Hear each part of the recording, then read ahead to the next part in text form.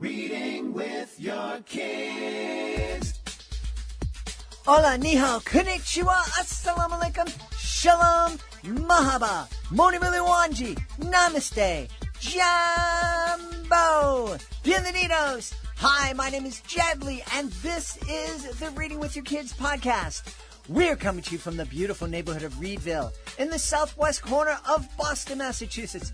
We're so delighted and honored that you're joining us in our mission to help families grow closer through reading. Please be sure to subscribe to the show in the iHeartRadio app, on Spotify, Amazon Music, Good Pods, Podcast Addict, Apple Podcasts, wherever you find your podcast. Our guest today is Luke Hohmann. He is here to celebrate a really innovative financial literacy education program. It's called First Root. Hey, Luke, how are you? Hi, everyone. I'm doing well. It is sunny in Sunnyvale today, so we're all happy.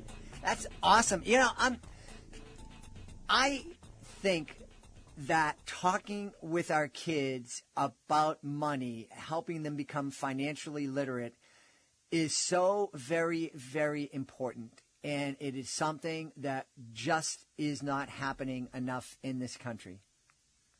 Agreed. And I'm going to agree with you, and I'm going to see if I can raise the stakes a little. I think that when you look at life skills that we want to impart on our children, they differ from technical skills in the sense that a technical skill like algebra or grammar doesn't really involve how we feel about something and the relationship that we have with other people. Meaning, when I'm in a family unit or when I'm in a community, algebra is algebra, grammar is grammar. But when I'm dealing with money, money is never personal. It's one of the things that people get wrong about the concept of personal finance. There's no personal finance decision.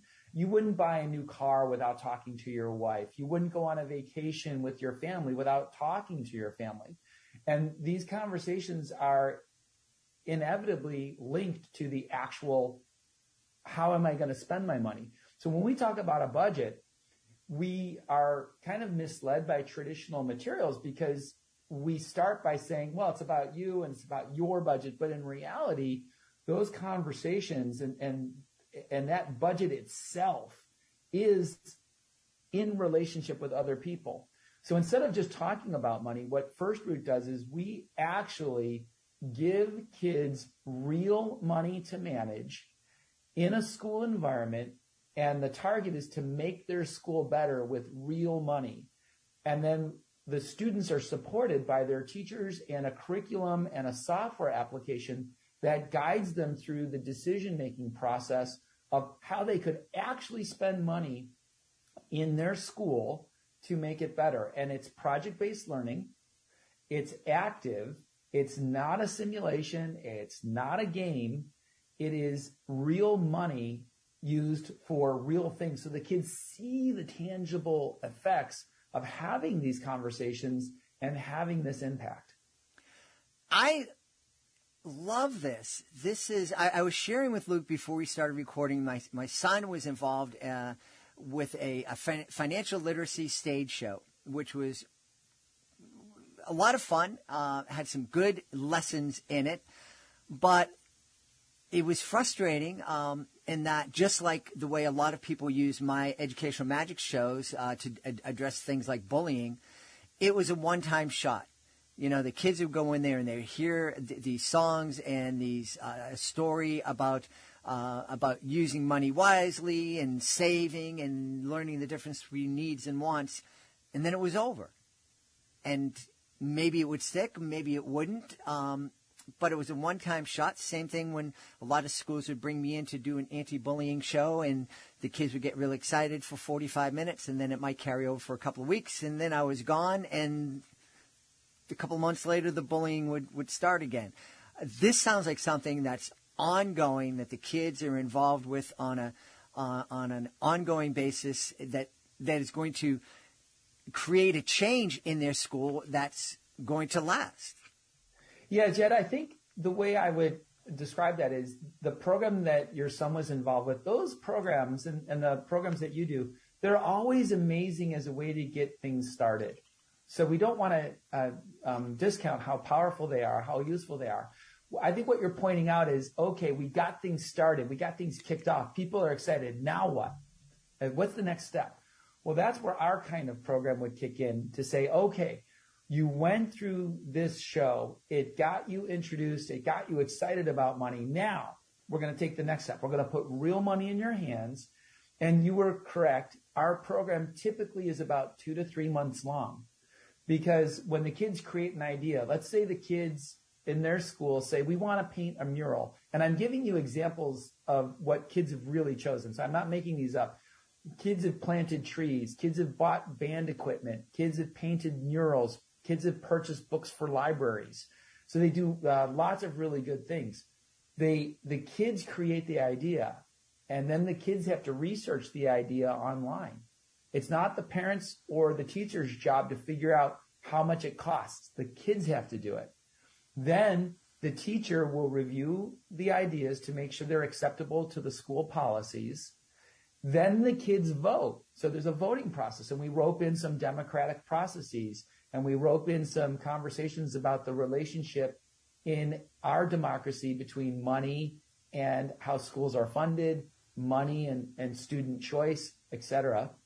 Then the votes are ratified, and then the items that the students are selecting are implemented. We can continue the learning. We can give the students the opportunity to assess whether the problem they were trying to solve or the improvement they were trying to make happened. I like to joke that there are a few power tools in my garage that are gathering dust, and there's a few power tools that are very well worn because I never knew how valuable they were. And when people talk about real money to students, they're like, well, what if they make a mistake? I said, well, I don't make every financial choice perfectly. And if the kids are going to make a mistake, if the thing that they wanted to buy, like a 3D printer, breaks down, or a guitar breaks down because it was too cheap, I would rather have them do that in the context of a school with a teacher who can support them in unpacking that learning and talking about things like, when do you pay for quality? Mm-hmm. And what kind of quality do you pay for? Sometimes, you've been married for a while, sometimes you and your wife are completely comfortable going out to dinner at Chili's or some Applebee's, and sometimes it's a special occasion, so you might want to go to a nicer restaurant. These are the kinds of life choices that we have to give our children the opportunity to grapple with and make, so that they can be prepared as they become young adults and enter into a full adult society. Mm-hmm. Yeah. And one thing we've talked about here on the podcast in the past is that while we're not sitting down and giving our kids the lessons about finances that they need, we are talking to kids about money in certain ways. We're telling our kids from a very early age, you have to go to college. You have to go to college. And this is beaten into kids in many, many schools. And have to go to college translates into, for most kids, I have to take out a loan that's going to add up to $100,000, $200,000, and that I'm going to be paying for 10 or 15 years. And I might be taking a major that isn't going to allow me to pay that. So we don't give the kids the tools when they're growing up. We're telling them they need to invest this money. They need to get this thing called a college degree, but we're not talking to them about how they're going to pay for that, what choices they need to make in deciding what they're going to study at college. And do I go to, as you were talking about, do we go to a community college first, a state college? Do we have to go to the $85,000 a year colleges that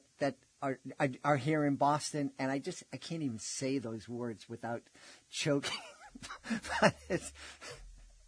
Yeah, I agree with you in ways. Let me actually support you, and this may be new information, but the research shows that financial literacy and money habits start at age 2 with what's called a purchase request.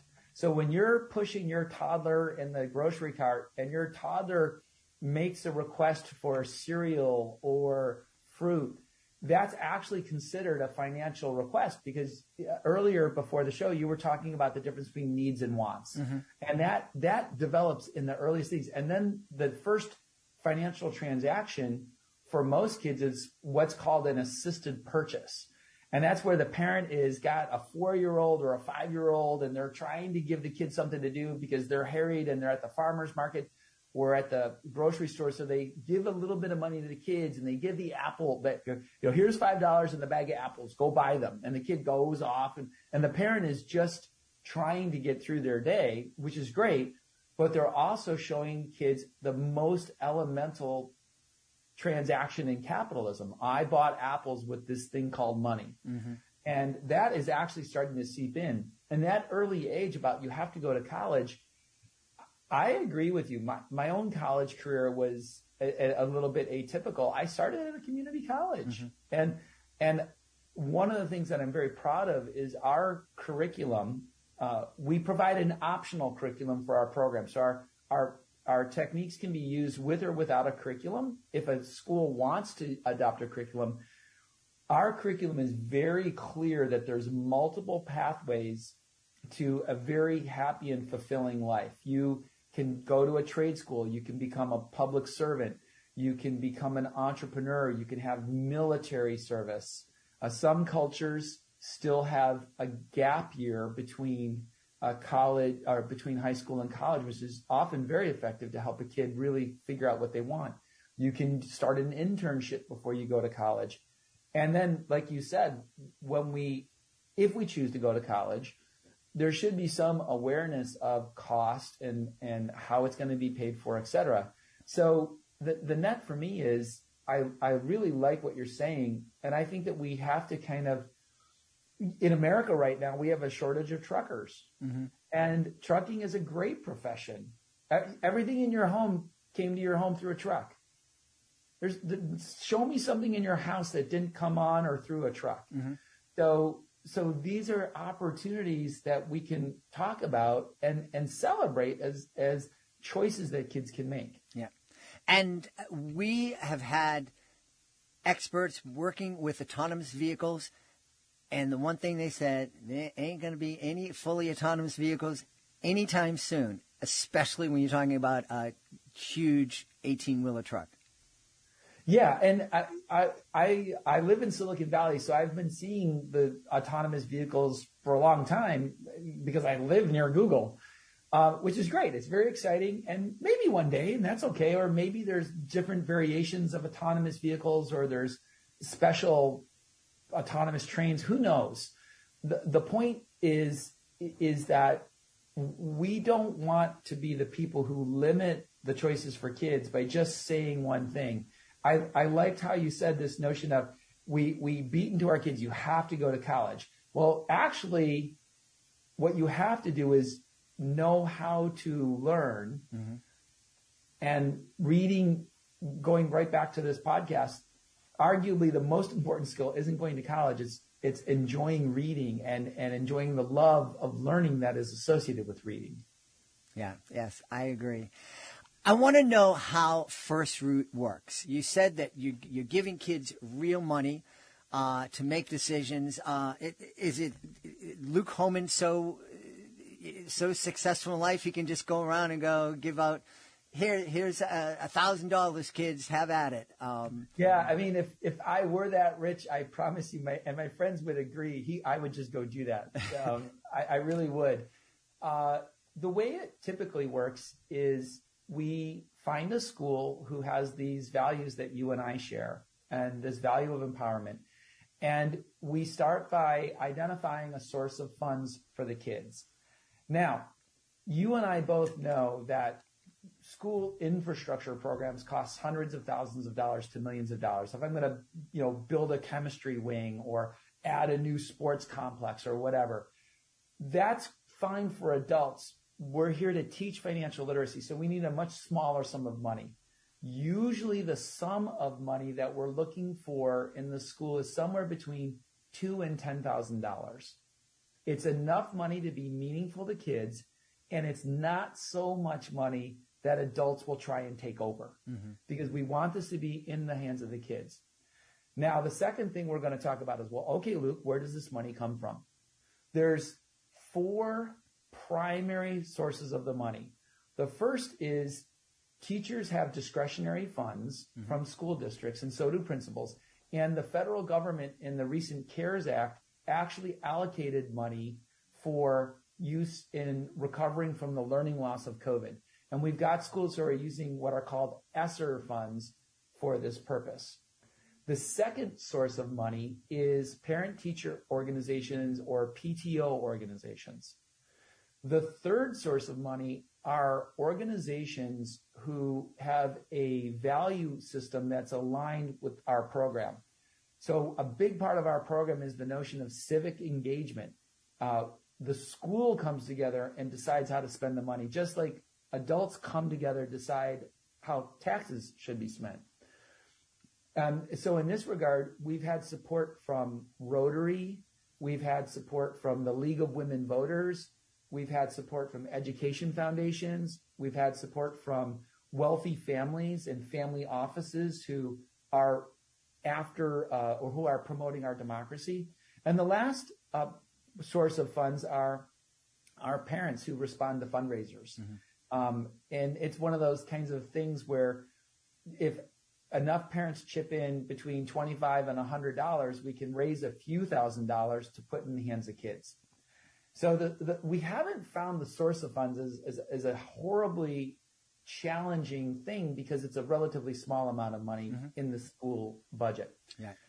Okay, now the second part is more important, is we don't walk up to the school and the kids and say, hey, here's some money, figure it out.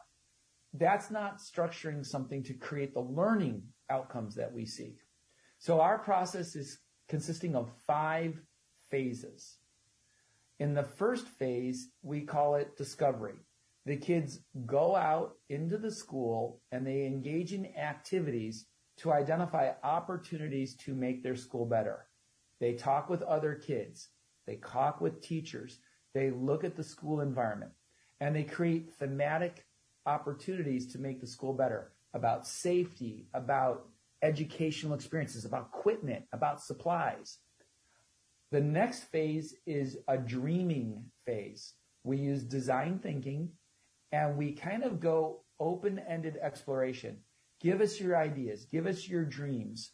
Let us know what you're thinking. Now, no one can do anything when someone says, hey, we need more school equipment, or we need more, we need more soccer equipment, or the water polo team needs water polo equipment. Well, okay, but you can't do anything with that, right? It's not tangible.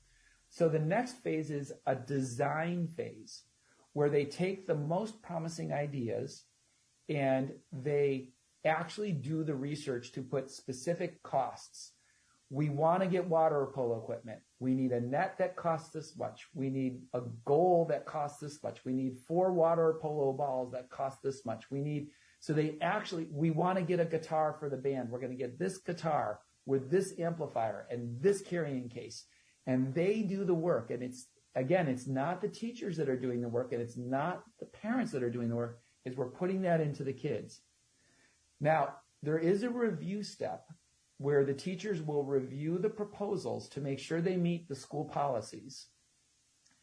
The proposals that meet the school policies are added to a voting ballot, and the kids vote. And now we talk about voting algorithms, and we talk about fairness, and we talk about how do you make your choice about what to vote on.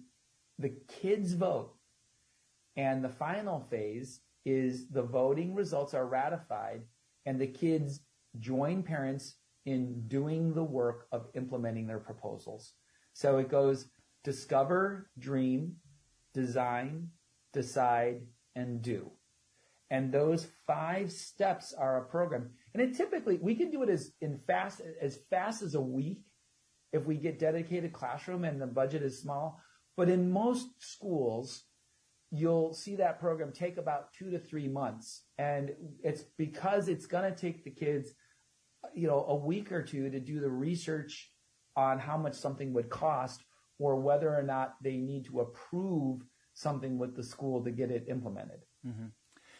This is a really fascinating and really comprehensive program.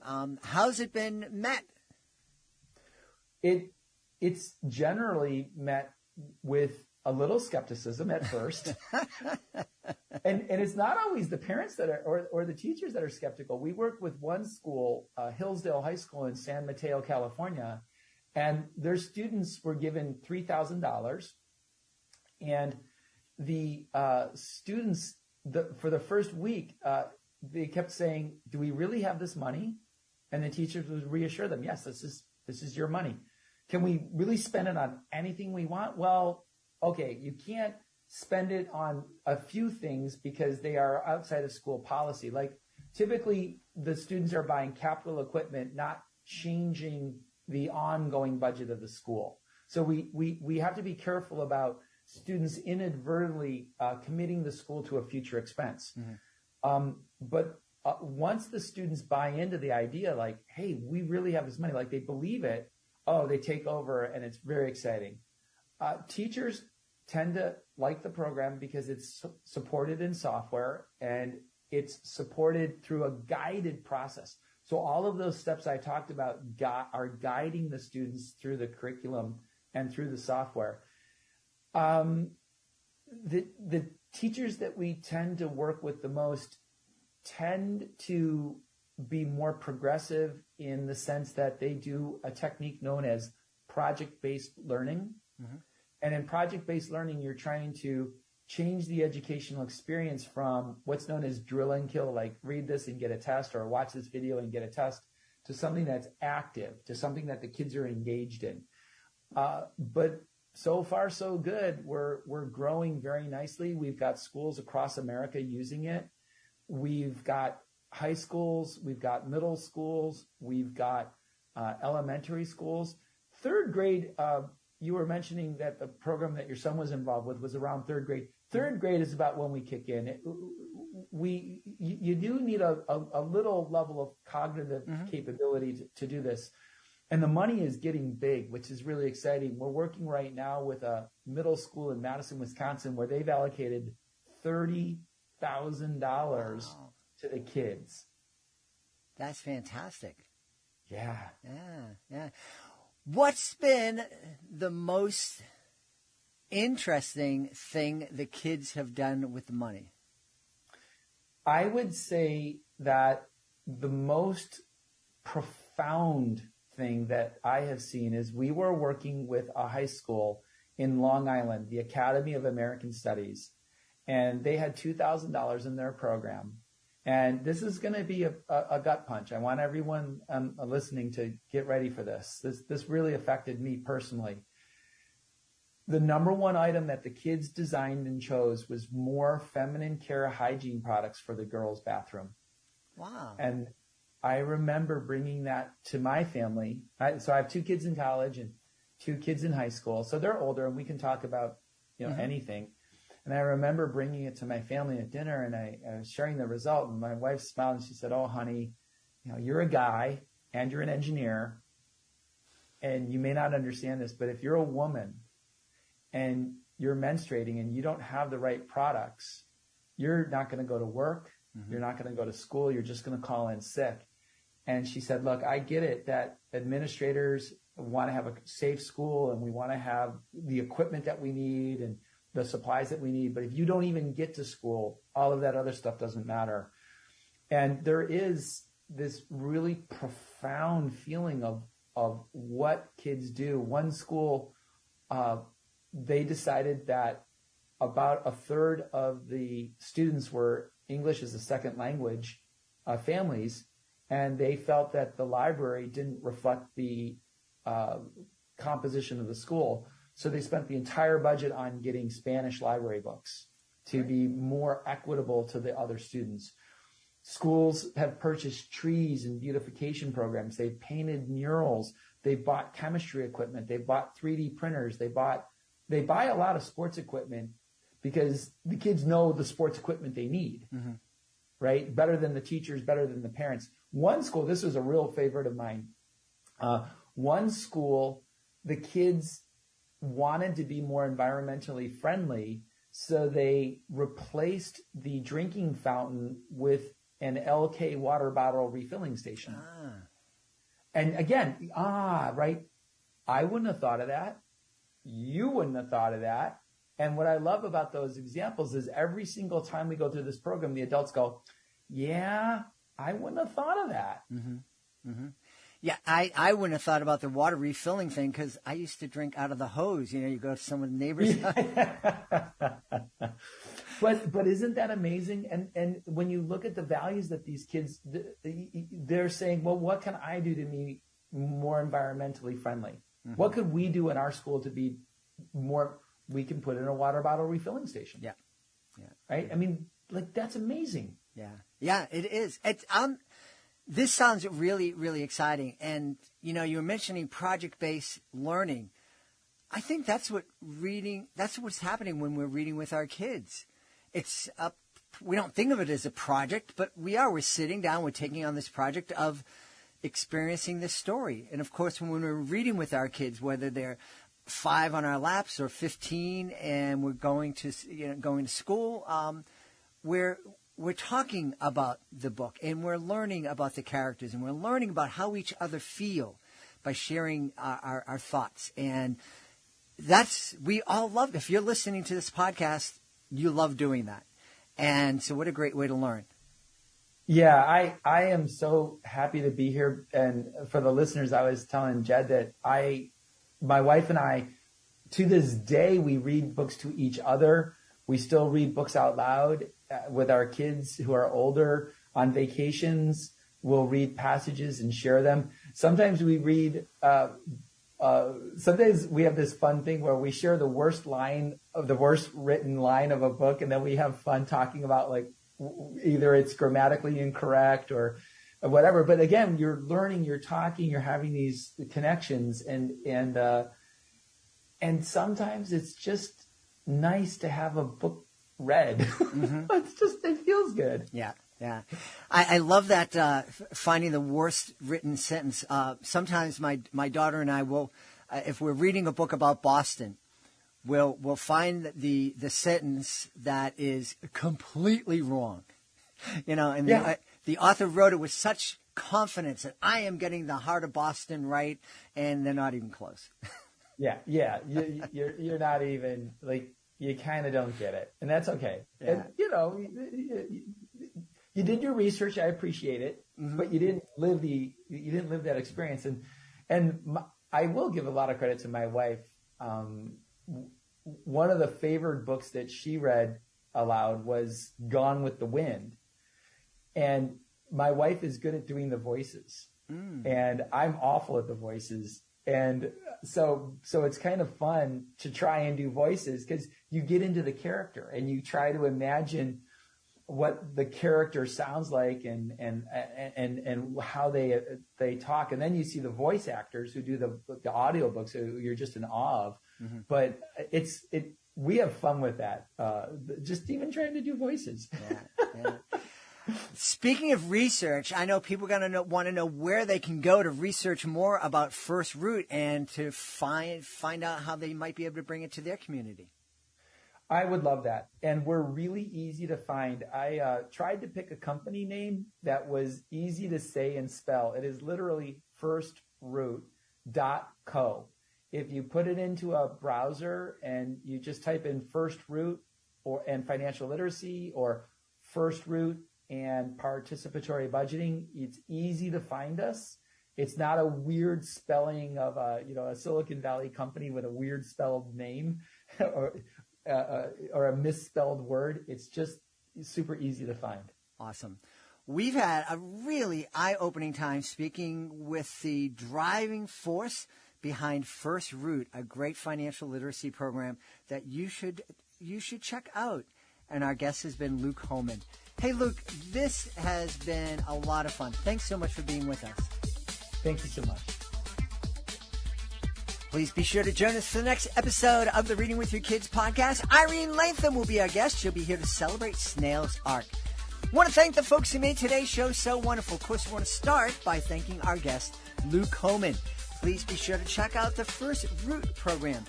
Also want to thank my team, Alejandro Doherty, Fatima Khan, Rory Grady, Skylar Strauss, Frank Guerrillos. I want to thank my beautiful wife for all the support she gives me. Most of all, we all want to thank you.